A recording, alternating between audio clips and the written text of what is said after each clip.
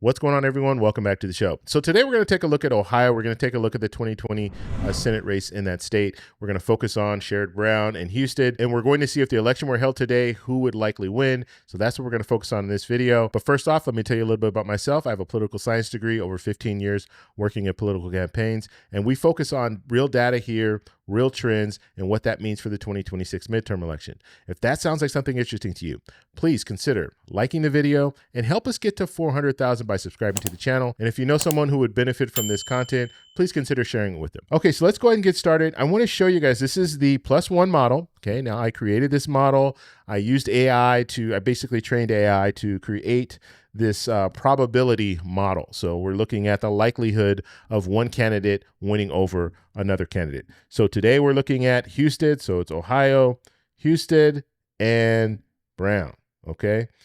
And we'll come back to the bar graph in a minute, but I want to show you the baseline, the state baseline first, and then we're going to work our way down.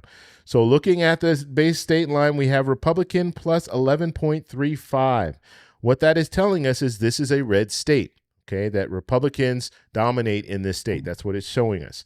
So the score is 27.3. We'll come back to that because that's the calculation that they're putting in there. Scenario A. Now we've taken two polls. We're looking at the Emerson poll, and then we're looking at this YouGov poll.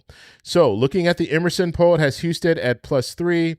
And so that's 44 points for the Republicans. And then looking at scenario B, or the YouGov poll, has Brown at +1. So you have two polls, the latest two polls that we're looking at. One is showing Brown wins. The other one is showing that Husted wins. Okay, looking at fundraising, you have Brown at 5.9 million. You have Husted at 5 million. Okay, so Brown is outraising Husted. There's something to keep your eye on. Now, it doesn't mean that Brown is a favorite because he's outraised Husted, but it does, it is something that we can look at. Now, you have to understand, Husted, this is Husted's first, he's an incumbent, but he was appointed. So this is his first race where he's actually running for Senate. Now, because he is an incumbent, he does have certain advantages. We'll go down on that in a second. But I just want you to understand, Husted might have a more difficult time raising money because this is new to him. Whereas Brown has been raising money for years. He was a senator in Ohio for 18 years. And so he has, he knows the people to go to and then the groups to go to in order to raise money.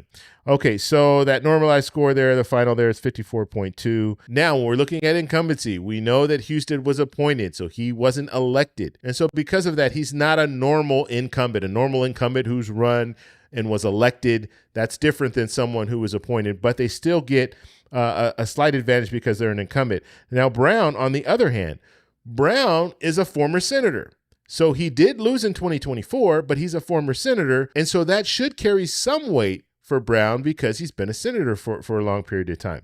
Okay, so looking at the overall score here, we're at 46. Okay, so that slightly favors Republicans. And as I stated, all these numbers that I'm talking about, we're going to go over that at the very end. You'll understand exactly what's going on. Macro factor, generic ballot right now is showing Democrats at +4. That's coming from Real Clear Politics. That gives Democrats an advantage. It's 58. CPI, so when we're looking at inflation, right now it's at 2.7. That gives Republicans a slight advantage of 46.5. Remember, inflation or the CPI was at 3%, and then it went down to 2.7%. Although I think we should put an asterisk next to that 2.7% because I'm waiting to see what the numbers look like in December. And so we'll find that information out in a few days. Once we get that information, then we'll know if this 2.7 was a real 2.7 or if this was adjusted and it just kind of an estimate. Okay, unemployment is at 4.6%, and that benefits Republicans right now. 4.6% is starting to get up there. And so even at 4.6%, it doesn't really hurt Republicans that much. And that's what the 447 means. Like I said, I'll explain it. But overall macro score is 52.3, which favors Democrats. So overall, looking at all this information that we went over right here, it still favors Democrats. Okay, final calculation is here. What we're looking for we have two scenarios, scenario A and scenario B, and this is just based on the polling. Now, remember the Emerson poll had Husted at +3. So looking at that polling, we have a 46.6, and we have the probability, win probability, 25% for the Democrat, 75% for the Republican.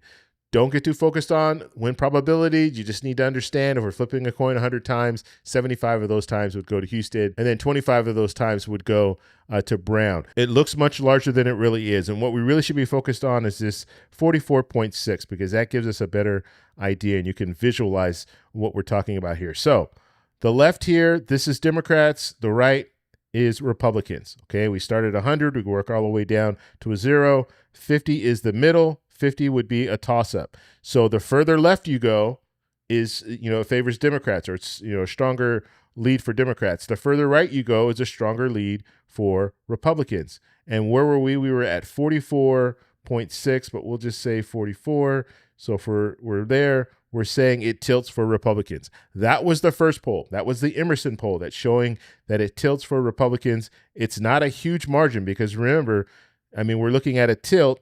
We're looking at then an edge, and all of this is right here. We can consider this area a toss-up. Okay, so we're very close to a toss-up with that Emerson poll, which is showing what, +3. So it's, it's very close. And then that +3 is probably within that margin of error. Okay, so let's go ahead and look at the next poll, scenario B. Scenario B, we have 47. Okay, and then the win probability here is 35 for Democrat, 65 for Republican. Okay, and so 47, that's what we want to focus on. So if we go to that number, let's erase this, and we look at 47, 47 is right here. That gives us the edge, Republican edge, or even a toss-up. Okay, that's pretty much where it's showing us there. And so what this tells us is this is a very close race. And this is one of the Senate races that we thought Husted would win outright easily. But when Sherrod Brown decided to run, that changed things. And now Democrats have a chance to win in Ohio. Okay, now why is this important? Let's take a look. And so looking at our current map in the Senate, you have Republicans at 53, you have Democrats and Independents at 47, so Republicans have the majority. Now, when we start to look at the toss-ups, if we were to say Michigan's a toss-up, Maine is a toss-up, North Carolina is a toss-up, and Georgia is a toss-up. So we take these out. Now we have Democrats at 45, Republicans at 51. So Ohio is very important, and it's important because Democrats, let's say they're able to win these toss-ups, all of them. They win all these toss-ups. Now Democrats are at 49, Republicans are at 51. Ohio becomes a key state to win.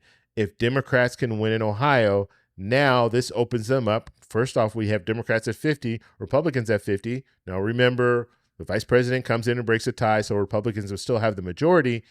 But we're still looking at a situation, if Democrats can win in Ohio, it opens up some other states, Iowa, South Carolina, Texas. All they need to do is win one other state, and they would take back control of the Senate. And so that is why Ohio is crucial. If we can see Democrats win in Ohio, that means a lot. And if Democrats are able to pull off Ohio, we'll probably see some other states fall as well, because generally it's not just going to be one state that is going to, flip.